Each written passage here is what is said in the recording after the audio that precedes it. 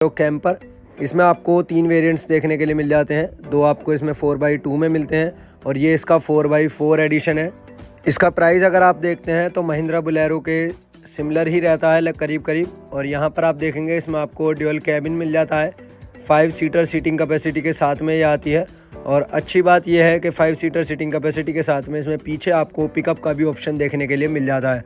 तो आप इससे अच्छी खासी ऑफ रोडिंग कर सकते हैं, कैंपिंग कर सकते हैं, जो चाहे आप इसमें पीछे ले जा सकते हैं। 5 सीटर सीटिंग कैपेसिटी है, या फिर अगर आपका कोई भी किसी भी तरह का बिजनेस है तो उसमें भी आप इसे यूज़ कर सकते हैं। एक बहुत ही वैल्यू फॉर मनी और एक बहुत ही प्रैक्टिकल यूज़ के मतलब से बनाया गया है।